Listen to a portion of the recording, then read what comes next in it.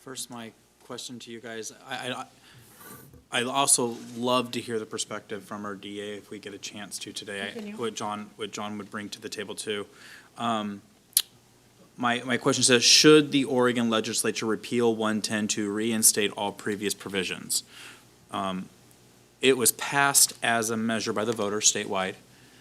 Does the legislature have the authority to overturn, or would they have to do a referral back to the voters to relook at this issue to repeal it? Could they do a joint resolution to refer back to the voters to repeal 110? I don't know if the legislature has the authority to repeal 110 based on it being a ballot initiative. Can you explain that? Let him answer that first. Sure. The legislature can amend the statutes. So that's essentially what we'd be asking them to do, is just amend these statutes back. So they could do so. Okay. You give us, we have a copy here of Measure 110. Gosh, looking at this, just browsing through this, I could see why voters passed it.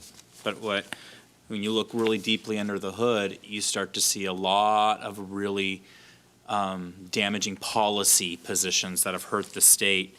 And I think voters have remorse. And here's the problem with the legislature in Clackamas County. They are not listening to us on multiple issues. We were sold that Measure 110 was the Portugal model. Anybody who actually looks at the Portugal model realizes that Measure 110 is nothing like the Portugal model. Portugal never legalized drugs. It only decriminalized them, reducing criminal penalties, but they maintained the prohibition. Drug dealers still go to prison in Portugal, but you can have large amounts of fentanyl in Oregon and not really see any penalties. And it also made sure that they had the infrastructure for those that were addicted to drugs with behavioral issues, that they would have access to actual recovery-oriented systems of care. And they expanded their treatment. We still are begging for those opportunities throughout Oregon as we rank near the bottom in the entire nation. They didn't have that problem in Portugal. People are still arrested and fined for possession of hard drugs like heroin and meth in Portugal. And drug users are sent off to treatment either by inducement or by aggressive punishment or even by coercion by the government of Portugal. So there is accountability there, but in Oregon, we just decriminalized it. British Columbia decided to follow our model and has now decriminalized and will once, I believe, see that beautiful city hollowed out by this type of policy. Alberta, Canada, and Calgary took another approach, and they went in full recovery systems. And where we see policies like this passed, we see bad outcomes. They are clearly measurable. I hope that we can ask other counties like Marion, Polk, Yamhill to partner with us. It is essential because what we're doing is we're stating a new asserted worldview in how we address this. We're already seeing that happen with the resolution. Multiple counties of the resolution we just passed are looking to pass it now and reviewing it. Happy Valley just passed our resolution on a city level. I know 8 other cities looking at it right now because we're tired of it being ignored that we truly have a recovery problem, that he deals with the human need in the state of Oregon. And the mantra and the monolithic statement has always been around housing first, all aspects of harm reduction. And we have not been real honest in our statements about what is happening with drugs and addiction in our community. So I think that this is a worthwhile investment, that the voices of Clackamas County residents can be heard, hopefully along with other jurisdictions, as we create a worldview that informs different actions. And a different action is going in an opposite way of what Measure 110 has done to our local communities. And that's sometimes where we have to be able to use our voice that shows leadership and vision, even if it's not legally binding. So that's why I think it's a worthy investment where we start to assert a different ideological worldview to inform different local actions. Okay. I support this. I like option 1. Okay. I'm interested in seeing in the last 2-ish years, as we have seen a massive shift in policy, how has that changed the work in your office, and what have you seen in the criminal activity within Clackamas County and the greater Portland area? I know you work closely with Washington and Multnomah County. We do. Probably a little closer to Washington County.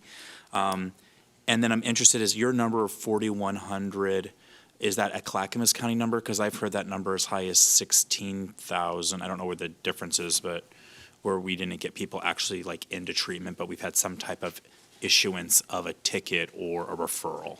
I don't know where the 16,000 comes from. The 4,164 was a statewide number.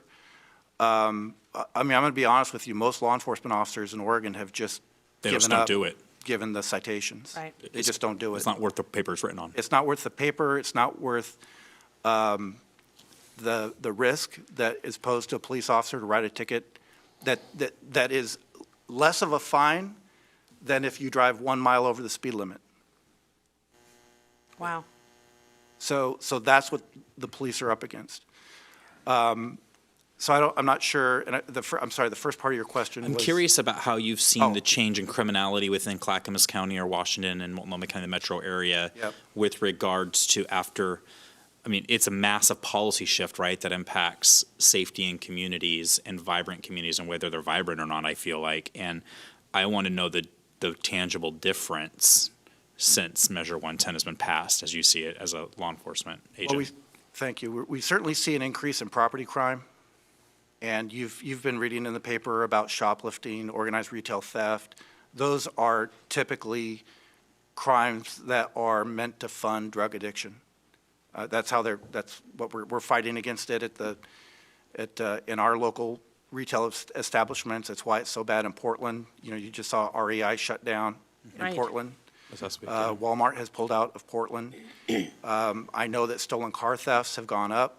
I mean, it's a real challenge because these are, we knew that once you take away the ability to interdict in drug use, you take away the ability to deal with the crimes that are going to result from that. And now we're seeing the results of the crime. Those are going up. If you look at the numbers in my office right now, it appears that property crime has gone down, but because in the unit that handles property crime in our office, we also handle drug crimes. So it's deceptive because the numbers seem to have calmed down, but that's because we're not prosecuting drug crimes anymore. Yeah. But on a property crime level, they've gone up. The actual property crime, they've gone up. And that's the part that concerns me. We're also seeing a massive increase in the use of firearms and the possession of firearms by criminals. That's what, if you speak to your sheriff's deputies and your sheriff, that's what they'll say. That almost every stop they have involves a firearm now. That didn't used to be true. Wow. I have another question for you. How much fentanyl can somebody have on their person before it's actually a felony and it goes beyond what Measure 10, like where it kind of tips the scales outside of Measure 10 and you actually prosecute? How much of that drug can they have on them? I don't believe fentanyl is covered by 110. That would still be a crime, whatever they have. Okay. So how about meth? What's that? How much meth or how much other? Meth is, I can't remember if it's 1 gram or 2. It's quite a bit. Okay, that's a lot. That's Okay. a lot of methamphetamine. A lot of meth. Yeah. Okay. Thank you.